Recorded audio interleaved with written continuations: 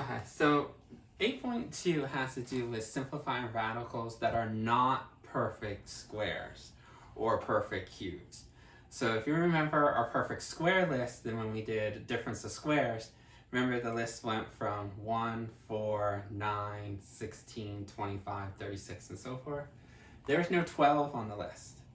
So then how do we do the square root of 12? Well, the one method is see if you can find a hidden perfect square in there. So the one method that some people are familiar with is saying, okay, I have 12. Is there a hidden perfect square in there? Remember, your perfect squares, if you forgot, were 1, 4, 9, 16, 25, 36, so forth. What I mean by a hidden perfect square is that this 12 has one of these as a perfect factor. So you know that 12 might be 4 times 3. Right? And 4 is a perfect square. When you have a hidden perfect square, one method is this.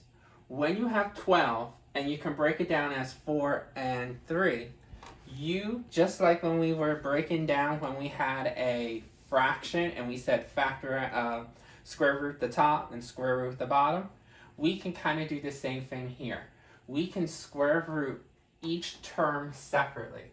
Square root of 4 times square root of the other factor, 3. Since this is a perfect square, you can break that down. The square root of 4 is 2. But since 3 is not a perfect square and there's no other factors of 3, we know this cannot be broken down. It stays in the radicand. So then this can be simplified by taking out the perfect square root of 4. Notice when we take out the perfect square root, notice there's no more radicand. It comes out of the radicand because we actually did the square root of 4. But the 3, we're able to do the perfect square. So then that stays in the radicand. So our answer is 2 square root of 3. Typically, the guy that comes out of the radicand, we always put in front of the radicand. And the reason why is because depending on how bad your handwriting is, if you did this, you can't really tell, wait, is this 2 supposed to be inside as 32? Or is this square root of 3 and this is a 2 on the outside? So anytime we have this, always put it in front so you can see that really pops out. If you kept it here, it just looks like you might be doing the square root of 32. So that happens like if you had the square root of 3 times the square root of 4, and you can say, well, I can do that too. But then it looks kind of weird. Are you saying square root of 3 times 2 is square root of 6? Put this 2 over in front, and it makes it clearer. Now this method is a good method if you can see the perfect square. Like 12, you might have recognized that's 4 times 3. Oh yeah, 4 is a perfect square. But what happens if the number is larger? What happens if the number happens to be maybe 72? And then you're trying to figure out the perfect square of 72. And you're going like, well, what hidden perfect square is in 72? And then some people might say, oh, I know, it's 4 times 18. 4 is a perfect square. But is that the highest one? And they think a little harder and they go like, oh, I know, 72 is 9 times 8. So the square root of 9 is 3. So it's 3 square root of 8. And then they think a little harder, is that the highest one? No, because I could actually do this as 36 times 2. You can do the square root of 36. Square root of 36 is 6. So how do I know? Should I have done it by 4 and said 4 times 18 and just said 2 and 18? Should I have done it as 9 and 8, and then square root of 9 is 3 square root of 8. How do I know I got to the lowest? Well, especially for us, we are going to be also working with letters. So if I put x to the third, then it gets a little tricky for us. And you might be saying, oh, I don't know the perfect squares for, the variables. Even though we went through them. Remember, perfect squares are x squared, x to the fourth, x to the sixth. And it gets a little harder, especially now we're going to work with variables and numbers. So I created a different method instead of trying to find the hidden largest perfect square. So the question is then, how do I do this? Well, I wrote some steps out. So let's start going over these steps. So, simplifying radicals. So the first thing I tell people, I try to treat this as something that's relatable to you maybe. And I always say to people, when we're simplifying radicals, think of it as doing the laundry. Might sound stupid, but if you can remember it like this, it'll help you. The first thing that what we want to do is factor the radicand completely. Basically, you're taking your laundry basket and you're sorting your clothes in the laundry basket. Okay? So you're putting, socks with socks, towels with towels, and you're trying to match them up. You're trying to do complete sets. For socks, you always would put 2 black socks together and then 2 white socks together. You're not going to mix and match, a yellow sock with a black sock. You're going to try to match them up. So the first thing you're going to do is break down that laundry. You take that big laundry basket that's all mushed together with stuff and break it down to what we have.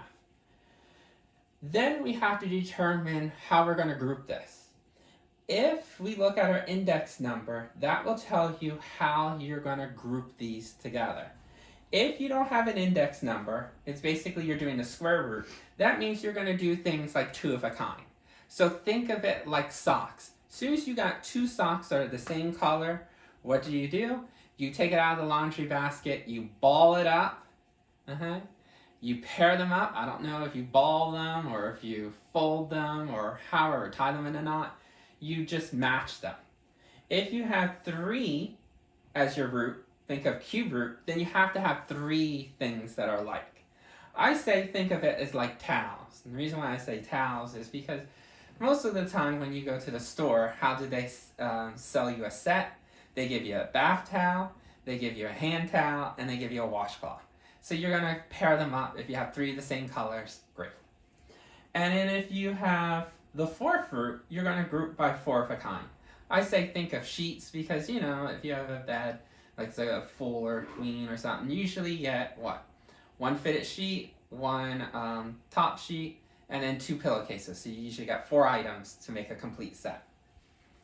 So you're going to group them together. What are you going to do with those groups afterwards? Well, the completed groups, you can take them out of the radicand. That's like taking out of the laundry basket and putting away in the closet. When you put it away in the closet, you complete it as one set. Okay? So even though you might have multiple items, you ball them up, you fold them so it can be one complete set. When you're done with that, whatever's left over stays in the laundry basket. So then that's what I mean by clean up the problem. Okay, so let's take this 72 and try to figure out the steps. First step says factor the radicand completely. So since this is a monomial, most of our problems that we're going to do are monomial. We're not really going to do trinomials and stuff, even though you could do this if you have a trinomial. Break down 72. We know this is a tree diagram. When it's mono, tree diagram. So 72, most of you probably saw 8 times 9. And when tree diagram means you break it down to all prime factors. So 8 is not prime. You can break this down as 2 times 4. And 4 is 2 and 2.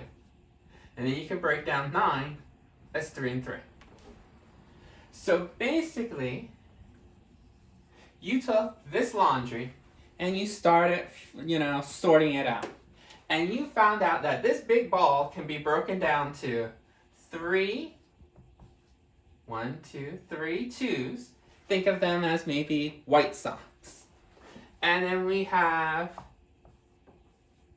2 of these 3s. Think of them as maybe black socks. So each number represents a different color. So I got some white socks here and I got some black socks here. Now that I factor out the radicant, determine the type of grouping that you're going to do. So notice there's no radicant here. So no radicant tells you square root. Think of it as pairing up socks. Okay? Think that we're doing socks. These are all socks. So what I said to do, now that we know that we're going to do our laundry of socks, what we're going to do is complete the groups. Okay? Group the like factors accordingly. So accordingly means that we're going to do it by pairs. So let's see. These two match perfectly. Even though there's 3 of a kind, remember, we're doing socks. Would you ball up 3 socks of the same color? No. You would only ball up a pair of socks. Okay? Because you don't need 3 socks. You only need 2 socks at a time. So we're trying to do our pairs. Now this and this are not the same. Okay? It's not like you're going to pair up a white sock with a black sock. We got the 2 white socks that makes up 1 ball. And these 2 are the same. So we're going to ball them up. So that's what I mean by group the like factors accordingly. Okay? So notice we have this and this. Now what are you going to do with that? You don't leave it in the laundry basket. You're going to take each of these groups and put them away in your sock drawer. When you take this out, even though there are 2 socks there, it becomes 1 set. It becomes 1 ball or 1 pair. So you have a pair of 2s that came out of the laundry basket, and you have a pair of 3s that came out of the laundry basket. So these are no longer in the laundry basket. These are no longer in the laundry basket. They're outside the laundry basket, on the outside going into your sock drawer. So now that we got them taken out as 1 set, then we're just going to clean up the problem. What's still left in the laundry basket that didn't get paired up? You're not going to put him away. You're just going to leave it there until you find its other mate. Maybe it's still in the washing machine. Maybe it still needs to be cleaned. You're not going to put it away until you find a pair. So it stays in that laundry basket under the radicant. What do I do with these 2 guys that are going to go away in the sock drawer? Well, we're going to multiply those leftovers. Multiply all outside sets separately. So what I mean is take this 2 and times it with this 3. These 2 sets you can multiply. So 2 times 3 is 6. That's the same thing as someone who thought that 72 is 36 times 2. Do square root of 36 and keep the square root of 2 separately.